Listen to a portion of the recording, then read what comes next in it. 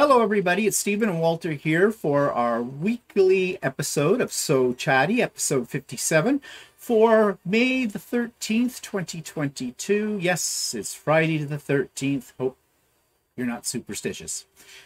So far, today's been working along as normal, knock wood. So, anyways, we did not do a So Chatty, as you know, last week. Reason being was Walter was on his 5-day course, workshop, whatever you want to call it. Well, it's kind of a workshop and a course, so. And we'll talk more about that in a moment. We have talked about it already a bit, so we're not going to do a big discussion on it because we did a big discussion about that on Stephen and Walter Live a week ago or so. Yeah, you see, you miss 1 week, and it just throws you off. What have we talked about? Don't remember. So, one thing, though, that happened, which I have talked about on the Idiot Quilter episode, so I'm not going to go into detail, but sort of a review of 2 events that I had in the last couple of weeks. One, of course, was the monthly Craft and Chat, which is always the first Wednesday of every month. And by the way, if you've never been to a Craft and Chat and you're available on the first Wednesday of the month, starting at 1 p.m. Eastern Standard Time and runs until approximately 4 p.m. in the afternoon. It's a come and go as you please situation. Work on whatever. It's very friendly, very relaxing. You know, some time for yourself to get together with other people who put things together, other makers, I guess. And I always hesitate to use the word crafters because to me, calling somebody a crafter to people who don't do that kind of stuff, it calls up a glue gun and construction paper. And it is a whole lot more than that. It's an art. They're artists, okay? But, you know, so that's why I don't like to use the word crafter. But anyways, Craft and Chat, first Wednesday. And we had the pop-up sew day on the following Saturday as well. And if you've never been a part of any of those, and if you want to be, and you want to be on the mailing list for them, email addresses in the show notes below. Just send me a note telling me that you want to be on 1, 2, or all 3 of my mailing lists. One's for the retreat that I hold in the spring and in the fall. One is for pop-up sew days, which are always on a Saturday, but not every Saturday. You will never know until 24 hours beforehand when I'm going to have it, because it depends on my mood. And Craft and Chat, as I already said, first Wednesday of every month. So if you want to be on all of those or any of those, just let me know, and I will add you to the list. But I always put the links for those in the show notes the week before any of those events, with the exception of Pop-Up Sew Day. You'll only get a notice of that 24 hours before. Okay, so one thing came up, and I think there are some people who may be hesitant to join in on a Zoom. These are all done by Zoom, by the way. They're not a YouTube Live. They are a Zoom. I think some people hesitate because they're not sure if they'll be accepted in the group. Everybody's accepted. There's no problems whatsoever. And the group fluctuates. Well, there are some people who come out to most of them all the time, but then every time we get a few new ones on there as well, which is great. I invite all to attend. But there's nothing to be nervous about. And it's a no drama zone. What I mean by that is we try to stay away from topics that might get people a little riled up. And if we do talk about something that's a little controversial or has the tendency to maybe get people a little bit more, you know, everybody has a stronger opinion about something. Most times, well, all the times, people are very respectful of other people's opinions. Everybody states whatever they have to state in a constructive manner. There is nobody trying to offend anybody else or to ram any of their ideas down anybody else's throat. Until this last Craft and Chat. Now, to be honest, I don't remember what we were talking about because when Craft and Chat is on, I keep one ear to the conversation, but I'm probably busy doing some of my own stuff as well. And so I may not always be as attentive to the conversation. And that's fine. You know, you can be as much a part of it as you wish to be a part of it. So something was being discussed, and honestly, I don't remember the topic. But it wasn't that controversial or anything. And everybody that was taking part in that particular discussion at that moment in time were all being very polite, very respectful, the whole bit. But there was this one person on the group. She was new to my channel. She's a new subscriber. And for some reason, she just suddenly, out of the blue, said, well, she didn't want to carry on with any of this because, and I forget how she put it, but essentially it was, she didn't like where the conversation was going and she wanted everybody to shut up. She didn't say it like that, but that's what she meant. Well, a couple of the people got very defensive in the sense they felt really bad. They said, oh, we're so sorry. We didn't mean to offend you. Well, there was nothing to apologize for. And I turned around, took control. I mean, it is my event. I took control and I said, that's fine. I said, nobody's being disrespectful. Nobody is being critical or anything here about it. It's a pleasant conversation. But if this is too much for you, then you are free to leave if you wish. Because she was threatening to leave. Well, first of all, you don't threaten me. I don't respond well to threats. And I said, so, no one's holding you down here. No one's got you tied down. You can leave at any point you want, for whatever reason. And she did. And we were very happy that she had. But I then addressed the rest of the people because some of them were feeling really bad. They felt that they had caused a situation. And it wasn't a situation. It was just the question of one person who thought it should be all about her. And it's not. Okay? Karen. Okay, sorry if your name's Karen, but you know what I mean. So she went bye-bye, but I said to her, bye, there's nothing for you to apologize for. You weren't saying anything that I would consider, taboo. Unacceptable. And I said, if I'd heard something that was unacceptable, like something that was being racist or hate content, something like that, I would have shut it down immediately. And everybody that's ever come on knows that about the situation. And everybody always respects that. Well, this same person, too, came onto our live as well and disappeared at one point in time, but sent a comment saying that she didn't like where the conversation was going and everything. That's why she had to leave. Again, it is her right to leave. That's okay. But if she thinks I'm going to beg her to come back, I am not. As far as I'm concerned, she's out of there. If I lost a subscriber, I lost a subscriber. I don't care.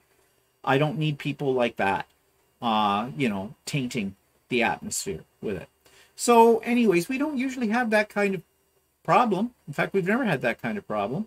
And as I said, like you can come and go. And if something happens that you don't like, you can always turn it off. Yeah. I mean, it's like TV station. You had a program that you don't like, you don't watch it, right? So yeah. So, as I said to the group, this is my sandbox, my rules. I allow you to play with my shovel and pail, but I expect to have them given back to me in good condition at the end. You like to be as neutral as possible, but sometimes you can't be as neutral as everybody wants you to be. So, well, what is conversation and discussion? Discussion is a meeting of minds or an exploring of other people's opinions and things like that. Wasn't it JFK who says, I may not agree with what you have to say, but I respect your right to say it? Yeah. Okay, which really translates into being civilized adult conversation. You don't jump down somebody's throat, but you are free to express your point of view. But there is a way to express it, and there's a way not to express it. There's lots of times I've been in a conversation, and I don't really necessarily like the topic, but I will politely either sit there and just ignore the conversation or whatever. That's, But as I said, nobody was saying anything disrespectful. Nobody was saying anything hateful or hurtful or anything like that. If I had heard anything happening like that, I would have put the kibosh on it right then and there. Because as I said, I am the moderator of the group as well. So, those are my rules. They're very simple. Be nice. Makes it a nice situation for all. I think this particular individual has some issues. Well, then I'm sorry if maybe some of this conversation that we'd had on the live and what was going on in the craft and chat, maybe it triggered her. It can happen. But that's not the fault of the people in the event, nor mine. That is a problem with the person who has a problem with it. So get over yourself. Okay? And as I said, leave. Fine. What do you want me to do? Beg on my hands and knees? Oh, please don't. We'll all be nice. We'll all... And we were being nice. So, no, not happening. But anyways, you get them all the time. I think it is the way that social media works. It's that face... In some cases, Zoom's not faceless. In fact, I don't usually allow anybody to come on to one of my Zoom meetings without their video turned on. Because if your video's not turned on and it's not a technical problem, then it's saying something about you. It's saying you've got something to hide. Then maybe you shouldn't be there in the first place. It sets an atmosphere. It's like someone's lurking, spying.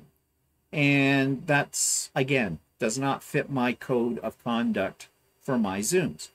My Zooms, my rules.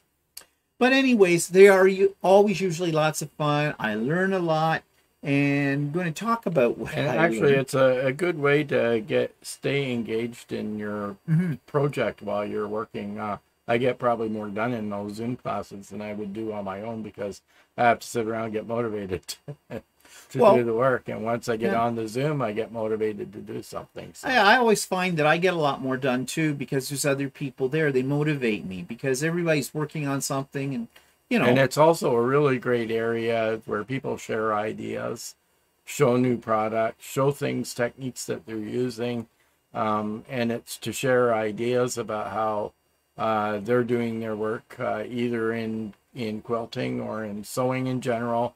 Or some people are doing crafting where somebody will show what they're doing in crafting or drawing or something like that. And it's really nice to see what other people are working on. I always get inspiration from what other people are working on. I always learn something.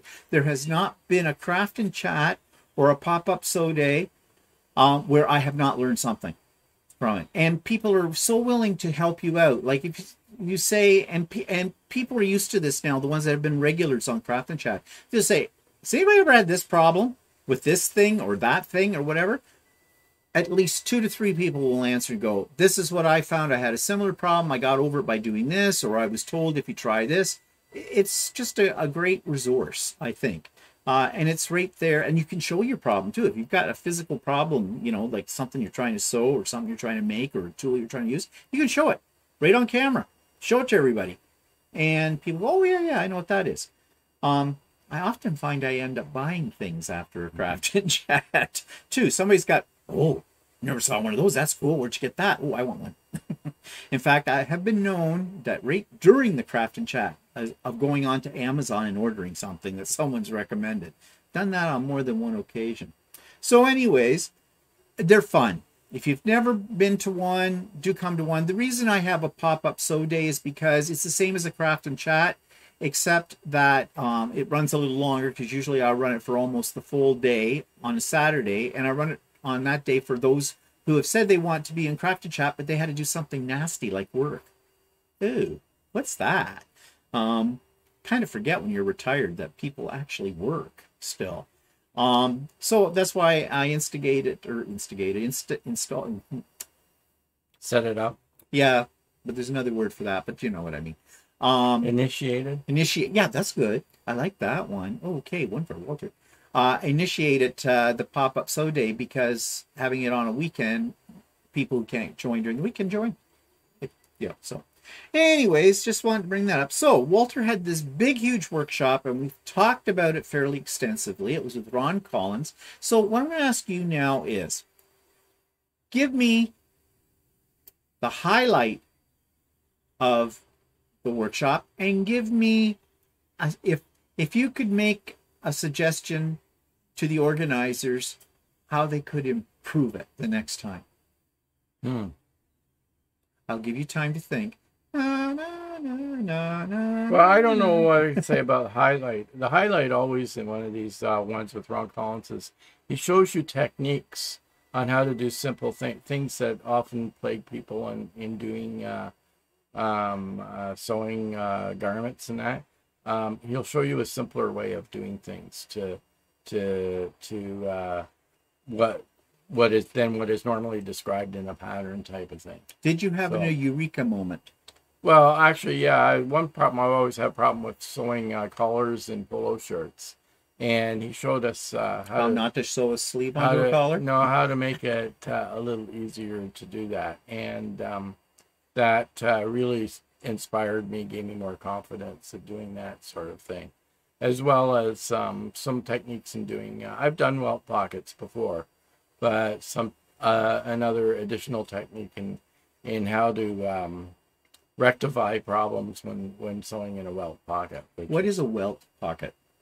A welt pocket is, I don't have one on these pants. It's one that looks like it's a little slit pocket with your opening holes in the center. Thing. They're often on coats or on suit jackets. on the back of the back of dress pants and stuff like that. Yeah. Okay. All right. I know what you're talking about. All right. So welt. Welt pocket. Welt pocket. Plus, there was a class on how to do like a suit style pocket, and different ways that you can do it, because there are different ways that you can do it.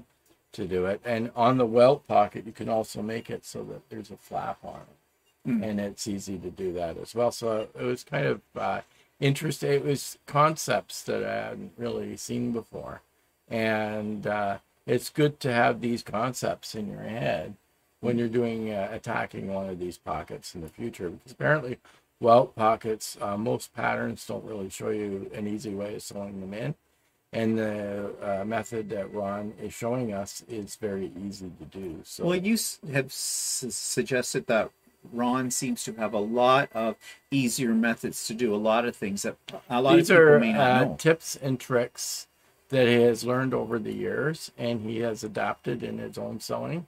And he's picked up on these tips and tricks, and he passes it on in his classes to assist people in sewing. And what's really, he said, he's never understood why patterns that are written don't incorporate these kinds of things in their patterns to make things easier for the average person to sew that style of pocket or something.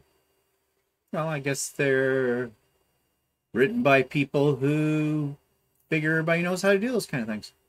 Possibly. Or whatever. Or they just don't care. Or they just don't care. Well, he told you the story about when he used to, when his patterns were bought by Vogue. And yeah, actually, the pattern that I have for his bomber jacket has instructions on how to do the welt pocket, but it's not his instructions. It's instructions that Vogue has put in. But it's his pattern. It's his pattern.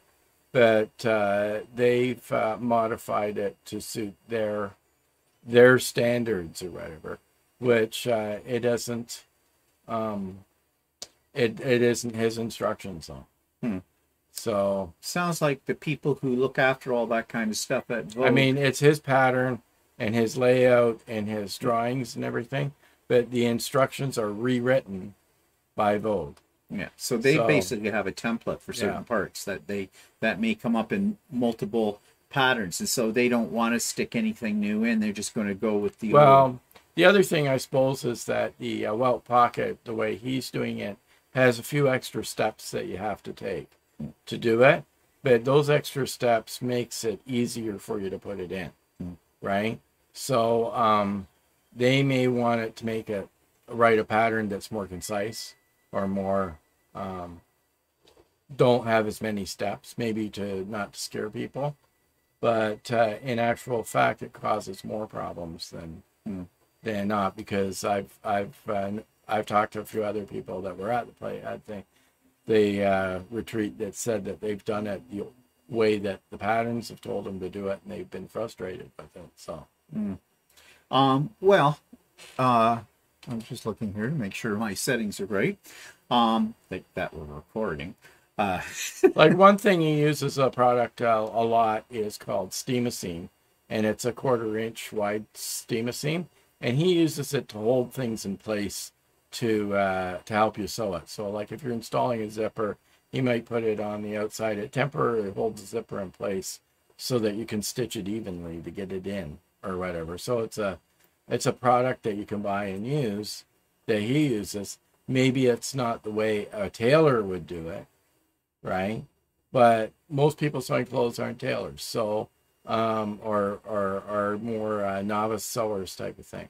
So he's showing techniques for the novice sewer to get a product that is more tailored looking. So, do you have any suggestions on how this kind of series of workshops or whatever could be improved? Less people. No. Well, you only had 5 in this No, one. I know. It's hard for me to say how to improve it. It's Well, I could say something. What? That you brought up. Well, whoever is the instructor needs to take a firmer control of their audience, because did you not have to? Yes. Actually, the one thing that was lacking in it is that the instructor did not control the audience that well. There were a bunch of people talking in the back of the room, and he was trying to call them up to the front, and basically yelled at them and got them to. I would call that going into teacher mode if you'd been a teacher. Yeah, I know. I think he's a little bit more. He's too nice. He's too nice. Yeah, he's a really nice guy. He's very nice. He's too nice. You know, I've learned over the years as a teaching professional that you do not gain the respect of your audience if you're too nice. If you're too nice, your audience will walk all over you, and when you try, and they'll take over. And when you try to regain control, it is so much harder. In fact, we were told when I was in teachers college by one of the professors, he said, don't ever try to befriend your students. Go in, you be as tough as nails and be hard. You can always lighten up later, but you can never tighten up later. I guess the other comment along these lines is that a few of the participants were very chatty and would continue to talk while the instructor was trying to show us something, and he could have actually told them to actually shut up. Well, could have said, you know, the elementary school teachers do. Eyes here, ears here, mouth closed. Yeah, I think so. I mean, in his see, I wouldn't have a problem doing that, but that's because I'm a mean son of a bitch. Well, no, you're an experienced teacher, and Yeah. he is used to teaching adult sewing classes, and he's not a trained teacher. I don't think, but he does it. But he does organize everything very well. Everything's really put together well. His workshops are very well organized. So I don't have any complaints about that. But I'm an attentive listener. I know when to shut up when I'm supposed to shut up. Some people don't know how to do that. And some of those people are, well, never mind. We're not going to say what sex they are, women. In the group. No. But yeah, there's always that in a group too. But it's nothing against Ron. I mean, he is a very nice person. He's very organized. Well, it's not too bad because the classes are usually not that huge. Yeah. So the ones you've taken so far. Yeah, it's not, and the ones that I've taken so far are not usually very big. So you usually don't have much of a discipline problem. No. Of course, he does teach in that place in Guelph we went to the other day, which we're going to talk about a little later on. They have a much bigger classroom, and I think he has a much larger attendance. I don't know how many people they can. I don't think they can have that many either. I don't think he only has about 10 or 12 in them. So. No. Well, the way that you were talking before, or whatever. Well, I don't know. I'd have to ask one of the people that I know that have been there before how many people he has in one of those classes.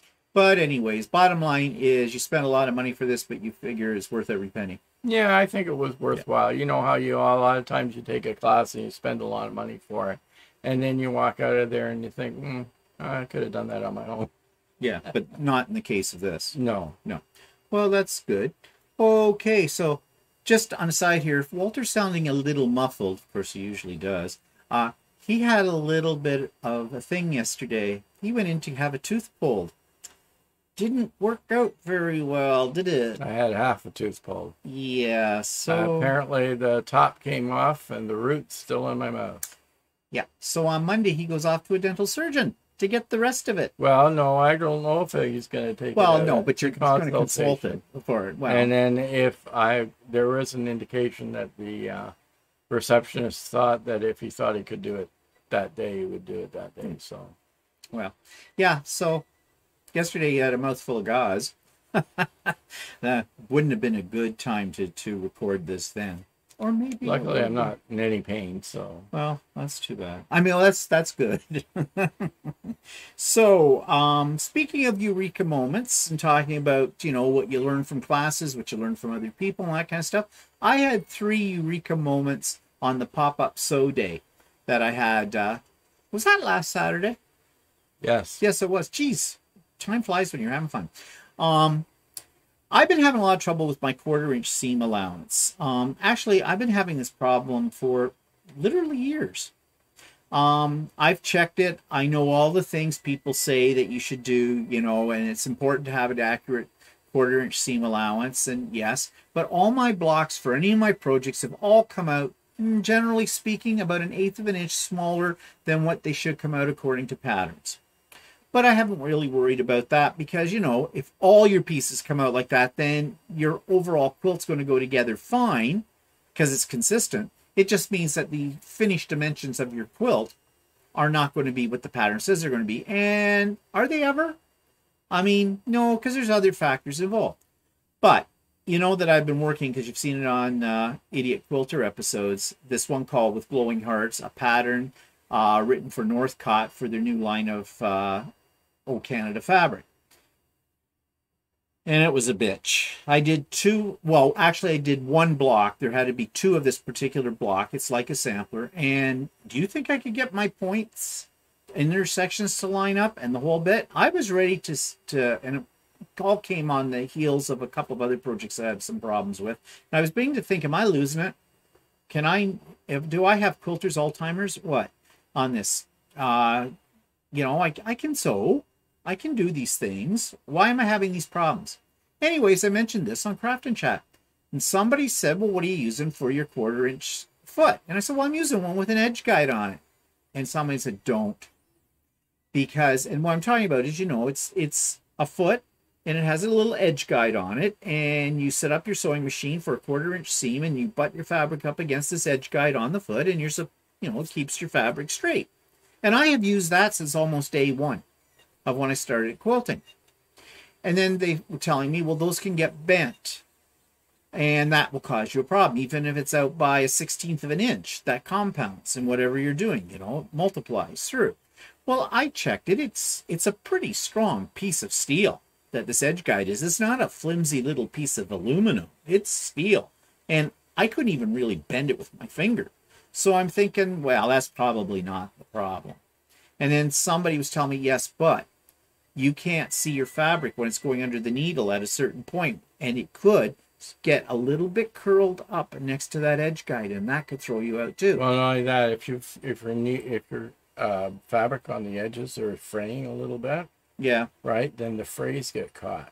And that can do it too. So there are some factors there, but no, in my infinite wisdom, I went, that can't be my problem. I'll just persevere. But then I thought, I was experimenting with some other blocks because I was so frustrated with these ones from this Northcott quilt that just to check things out. Now I have an HP foot, they call it, on the Janome. It's a high performance foot. And there's one that is meant for 1/4-inch seam allowances. And there's a special presser plate. What do you call those? It's the needle plate. Needle plate. That's the words I want. Okay, come to me words. The needle plate for that. So I thought, well, I'll give it a try. I have tried it in the past, but I didn't really like it because I was dependent on my edge guide to keep my fabric straight, right? But I've been sewing long enough now that I think I can keep the edges of my fabric pretty much lined up without an edge guide. So I gave this a try. I did 2 blocks. One I did with the edge guide. The other one I did with this HP foot. Oh my God. The light bulb went off. I took that out. I measured the first one I did with the edge guide. It was out by 1/8 of an inch. I did this other one, and it was bang on. Bang on.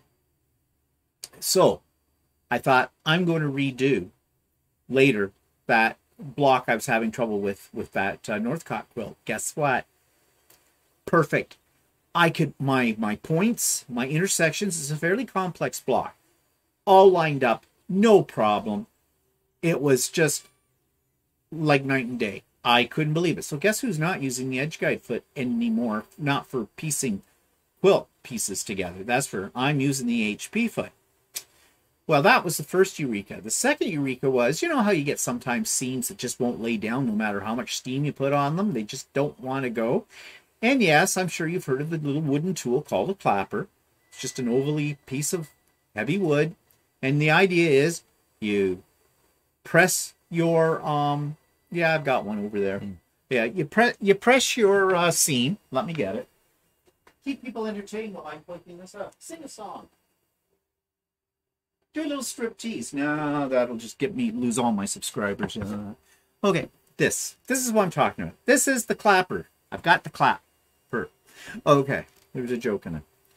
That's all it is. Piece of wood. So you press your seam, put that on top of it, go away for 30 seconds from it, do something else, come back, your seam will be flat. I went, yeah, sure it will be. Ha ha ha, because this thing's not that heavy. I mean, we're not talking here. It's actually a piece of oak wood, and it's actually designed for being a clapper. So yeah, Walter gave me this. This was his well, first I clapper. have had that one, but then I bought one that has a point press attached to it, and you'll wonder what a point press is. So if you're going to press your collars on the inside, then you need a point press. And it has a clapper attached. Yeah. So anyways, I thought, what the hell? It's sitting there. Let's do it. So I pressed this seam, you know, I gave a little steam to it, and I took this thing, slapped it on top, came back in 30 seconds, looked, I went, oh my God. I wouldn't have believed it if I hadn't seen it. Perfectly flat seam. So guess where this is sitting now? Right next to my iron. Because now people told me that this was great. This is what you should be using. And I went, no, that's stupid. That doesn't work. You're crazy. Guess who the crazy one was? Me. So that was Eureka moment number 2. Eureka moment number 3. What was Eureka moment number 3? Oh, yeah. Okay, this one's just an idiot move. I knew this too.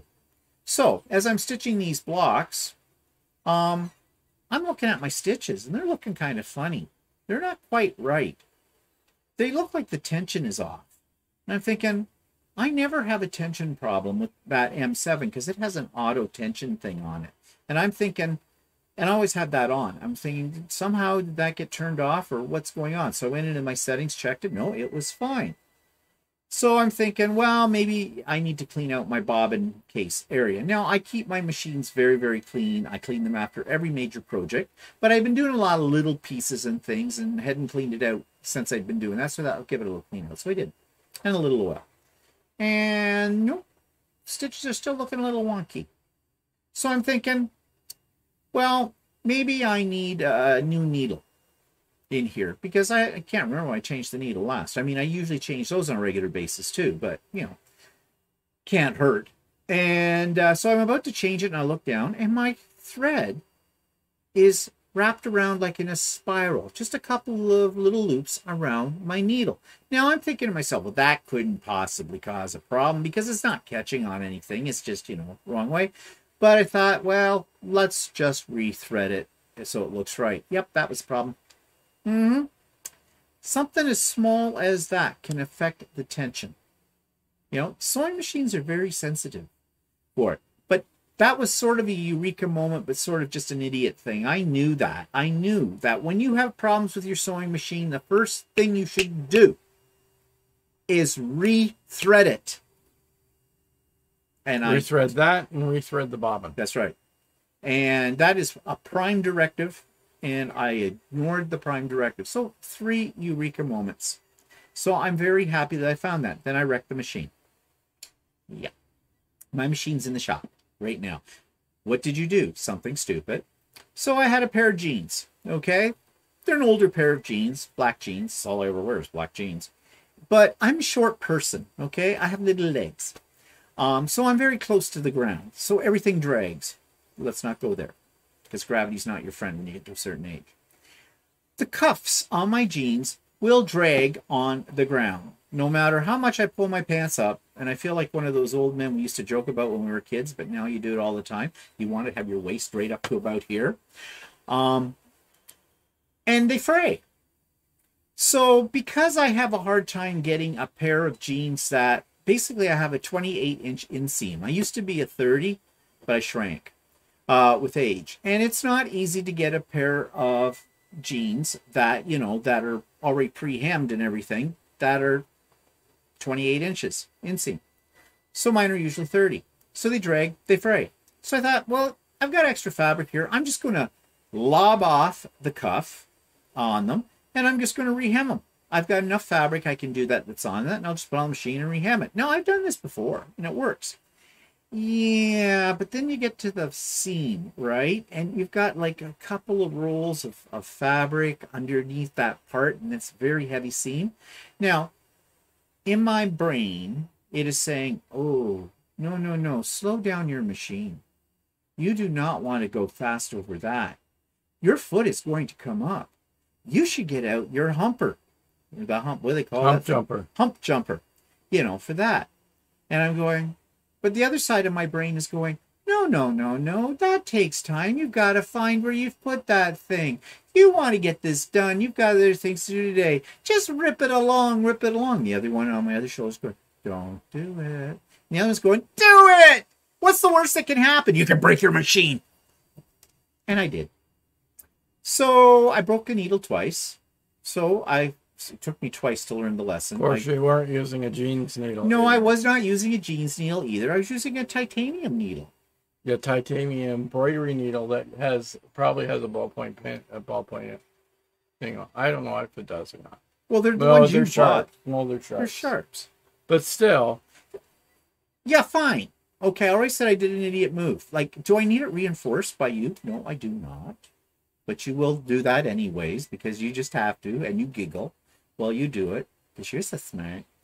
So, anyways, I did get the jeans hemmed up and everything. Went to use the machine again, and I'm noticing my feed dogs are pulling my fabric funny. And I thought at first maybe I've got a little dust in there or something, cleaned it out. No, still pulling funny. So I came to the conclusion, yeah, when I had the needle crash twice, I think I screwed up at least one set of my feed dogs on there. So I needed to take it in anyways and have its yearly servicing down at Ultimate Sewing. So that's where it is now. And I am sure Roy, the technician, I wrote him a little note and I put, Roy, I think I broke my feed dogs because I did something stupid. And I'm sure Roy is in there going, oh God, it's him again. He always does something fucking stupid with this machine. One thing I've learned is no matter how powerful your machine is to get through layers and layers and layers of fabric, you still gotta go slow over those great big huge I should have things. let you do it for me. Because the machine might not break, but the needle will. And it did. But so did my machine. But anyways, it needed servicing, as I said. It needs a good cleanup and all the other stuff. So it's in there. I'm not sure. I took it in on Tuesday. This is Friday. I don't know if it'll be ready tomorrow or possibly not till next week. But that's okay. I've got my other machine. And I've taken a little break from doing quilting at the moment. I needed to clear my palette. So I'm doing some in the hoop projects, which I'm going to talk about. Also what you can do when you have a bulky seam is get a hammer and hammer it down. I really recommend a clapper book. Get the clap. Not with a thick seam. You got a hammer. Well, no, I wasn't. You got to hammer your thick seam with a hammer. Well, I won't be doing it again. Next time I get this idea that I'm going to work for this, and now I don't even know if I think I made them too short. So, as we used to say in the 70s, so do you know something we don't? Is a flood coming? Hey, Noah. But, live and learn. That's why I call myself the Idiot Quilter, because I'm an idiot. And you remind me of that all the time. So, we did a little road trip yesterday. And in a moment, I'm going to insert a little video clip talking about it. But we went, it was such a nice day. And, you get antsy to go out and spend a lot of money on gasoline because it costs you a fortune and everything like that. And we went to Guelph, which is about 2 hours, well, not quite 2 hours, about an hour and a half to the west of us. Of course, we hit all this bloody construction and traffic on the 401. So that did take it almost 2 hours. But went to this place called Triangle Sewing. Ron, the guy who taught Walter's classes, he teaches classes there on a real regular basis. And they apparently have a very large sewing area where they teach the classes. So, And Ron did say it doesn't look like much from the outside, but and we were under the impression that they had a really good selection of fabric and stuff like that. No, that did not work out that way. If you wanted batiks, but all the standard batiks, they had those. That was about it, and not a lot of it. No, and very few selections of regular material. They had a lot of notions. They had a lot of sewing machines, and they sell Brother and Janome and Husqvarna and Bernina. Brother. And yeah, I said Brother. Oh. Do they have Baby Lock? I didn't see Baby Lock. But anyway, they have all kinds of machines, and 90% of their store, 80% of their store is machines. Yeah. They have every kind of machine going that you can get. So they sell lots of machines. And they service them right there, because when we walked in the door, there's a little side room, and there was a guy in there fixing sewing machines. So, you know, if you're in the Guelph area in Ontario, and if you're looking for a new machine, that might be a place to go if it's close to you, and that because they have quite a selection. But they do not. They do have a few notions that are hard to get, and they do sell Metler thread. Yes, which is a little bit difficult to get. And I bought some of the Metler thread just to give it a try. So yeah, but I did buy. I bought two. I bought 2 backing fabrics, 3 meters of each. Was not cheap, but was not expensive either. I think it was $28.99 a meter for it. Well, wide back, 108-inch wide back fabric usually ranges anywhere between, you know, $26.99 up to $33 a meter, depending on where you go. I mean, we're spoiled by Shirley, because Shirley sells hers at $24 a meter. But to be honest, Shirley does not have a great selection of wide back fabrics to choose from. And neither did this place, actually, either. And I know there's a supply difficulty right now. I know Shirley's got a bunch of new ones on order and everything, but like everything, it's hard to get stuff right now because of, you know, the state of the world. But anyways, so I bought 6 meters total of wide back fabric. They had some of Bags by Annie mesh, and I had just done, and I'm going to show you a picture of that in a moment, a little bag from her designs. And if you've never done a by Annie design, you must try one, because if you want to make a bag, and she has all kinds of bag patterns and ones, and they look complicated, but they're really not.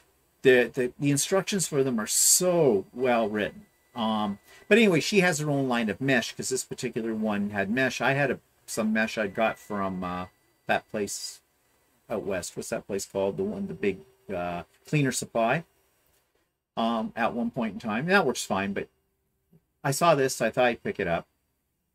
And I also got some Soft and Stable, which is by Annie's own version of sort of a foam interfacing that is supposed to be really, really good, but I can't get it anywhere around here. Although Walter just told me that he thought that Shirley has it at Ultimate Sewing, but it's by the meter or something like that, which I did not know. So the next time I'm in there, I'll have to look for that. Anyways, I saw it on their shelf, so I got some of that too. But anyways, was it worth the drive to Guelph? No. But we had lunch. Out on a patio. It was a day out. It was a day out. And in fact, I'm going to show you that, and it has our little discussion in a little bit more detail about Annie. So I'm going to put that in here for you now. So, we took a road trip today. We came up to Guelph, which is about an hour and a half to the west of us, and we came up here specifically to go to Triangle Sewing, which is a quilt store, sewing machine, sailor, whatever here, that's recommended by Ron Collins, that Walter took the 5-day course with. And so we just thought, it's a nice day, let's do this. So we did. If you want a sewing machine, they've certainly got a lot to choose from, because they sell almost every brand on the market. As far as fabric was concerned, not too impressed. A lot of batiks, but nothing I couldn't get anywhere else. Price seemed to be about $18.99 a meter. I did buy a couple of wide back, 3 meters each of 2 wide back fabrics, but those were like $28.99 a meter, so that's not, well, that's in the ballpark. It's in the middle ground, actually. I'm spoiled with Shirley at 24 a meter. But again, they didn't have that much to choose from that. So they had this card, a Notions card, and we are having a beer, and this is the first time we've been out on a patio in like last year. And that was in Aurelia, wasn't it? No, we were at Courtyard last year too. Oh yeah, that's right. We did the Courtyard last year, which is in our own neck of the woods. But anyways, yeah, it's almost civilized out here. So as I was saying, I did buy wide back fabric. Walter bought some fabric. I picked up a little ruler that I saw, and I picked up some by Annie's bag supplies. They had her mesh, which nobody I know in my area really sells it, so I'd have to order it online. And they also had Soft and Stable, which I've never used it before. It's kind of on the pricey side. It's a foamed batting, basically, that you use in bags and things. It has good reviews about it, and I know a lot of people use it, but again, that's something I'd have to order online, and I've never seen it, so I thought I'd take advantage of the little card that we got. Because we bought enough stuff, they gave us these Notion cards, and we filled one, so that meant we got $25 off, and I asked them, can I use this today on something else? She said, sure. So I bought a big package of Soft and Stable and got $25 off of that, which meant that it cost me about $40-some for it. But I have that now as well. But that's about all we bought. I don't think I bought a couple of things I couldn't get. Oh, like I bought some Mettler thread, which it's hard to get in our area. Oh yeah. And then I bought some this tape. It's sort of like the stuff to wash away embroidery stabilizer, but it's on a tape and it's sticky on one side. Oh. So that you can put it. It helps you mark your buttonholes and stuff like that if you want to on shirt. Okay.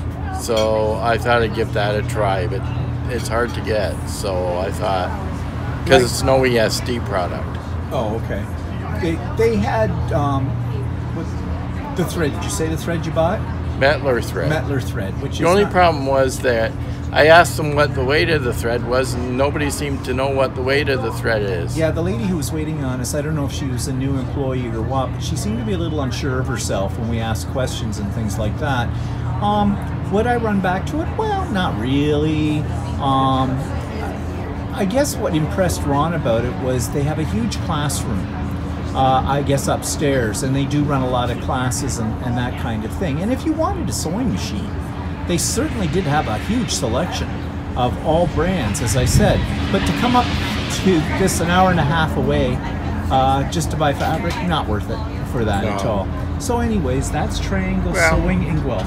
What? It was kind of worth going to just to see. To check it out, yeah. I don't think I'd, unless we happen to be in the area, I don't think I'd go running up there again. No.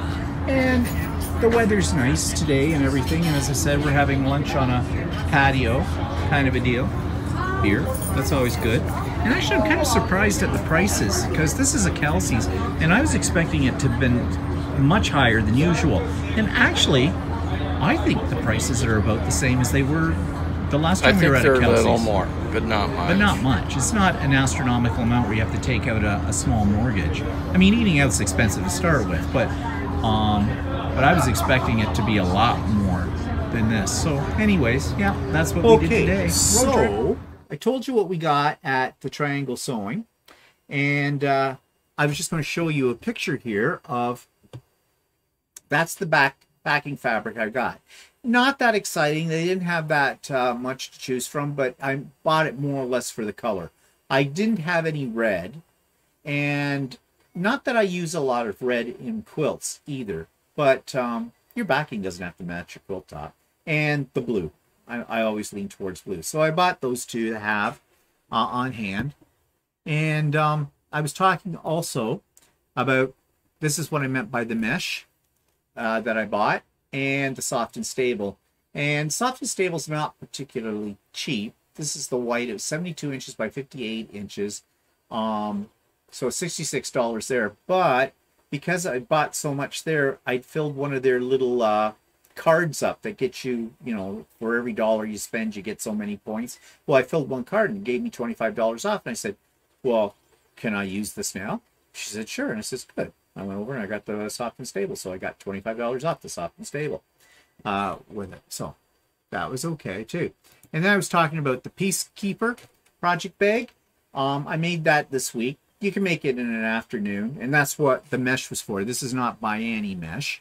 But essentially, you just make it. It takes 3 fat quarters to make it. And as I said, the instructions are very, very clear. And there is the instructions for the Peacekeeper. If you go to byannie.com, you can get this pattern free. You can download it. I think you can get it free. And it has an add-on video. And the add-on video is free as well. And basically, she does an instructional video on how to put this together step by step. And she does that for all of her bag patterns. And they're all very well done, the videos. Now, usually, they charge you $5 for the add-on video if you've bought the pattern as well. But it's worth it. It really is worth it. So, yeah, right now it's holding the pieces for my block of the month quilt. I think that's all I had on here. Can I show you? Yes, it is. Oops, that's going to go into the video, and I don't want to go into video. Stop. Stop. Okay. I didn't know you took that video. Yeah, I did. You're featured in it. So it's a video. Be sure to check the video out on today's show. It features Walter, and I know how you all love Walter more than you love me. I'm not sad. Okay, get over it. You know you don't believe me. I know you don't believe me. Okay, so that was my creations, and what do you got to show? Well, this week I'm taking another class. Well, it's similar to this shirt. I made this shirt last year. It's kind of bright. But anyway, I'm making another one like it. Actually, it was going to be a different pattern, but then I decided I'm just going to go with standard pattern. But anyway, this is the fabric I'm making it in. So I just have to put sleeves on for Monday's class. If I can find the head or whatever. There, that's it. And do you have a pocket on it? No, not yet. Oh, I thought that was a pocket. No, I'm going to put a pocket on it. I haven't put a pocket on. And is this for you or for me? I don't know. Oh, you don't know? Well, it's nice. Good. If you don't like the fabric, I do. No, I like the fabric too, but I can wait until you make me something a little bit more showy. I like the showy. This is one of Walter's shirts too. Doesn't wash well. Yeah, it's just quilting cotton. But, yeah, but all the other ones have washed fine. This one for some reason has gone like it's done that, you know how sometimes it's faded a little bit, and it's got that sort of, I don't know what you call it. You know, sometimes your fabric will go very soft but worn looking. And I mean, this hasn't been washed that many times. I mean, this is a shirt you made a year ago or so. But this is the only one out of all the ones that you've made. Yeah. I still wear it. Yeah. Because, you know, it's for my lounging around wear kind of a thing. Not for my going out. I'm going to have to get some regular... I've been using quilting cotton for making shirts. I'm going to have to maybe invest in going into looking at actual shirt fabric. Oh, yeah? That you can get. But it's hard to find in Canada, so I might try a few shirt fabrics from... but I thought what was hard is to find something that wasn't just a stripe. Yeah, it is. But there are places I've looked online where they've got some fabrics that are not just a stripe. So. Well, that would be nice. Yeah, that has more of a polyester content. I don't think they fade as badly. Well, maybe as not. The quilting cotton does. No, they just melt. Whatever. So anyways, I think that's about all we've got for this week. If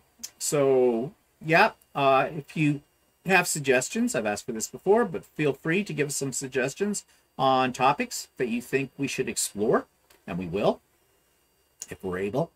And so I guess that's it. Anything else from you? No, that's it. Nope. Okay, so we're done for today. So thanks for joining us, and we'll see everybody next week, and have a good week, and talk to you later. Say goodbye, Walter. Goodbye.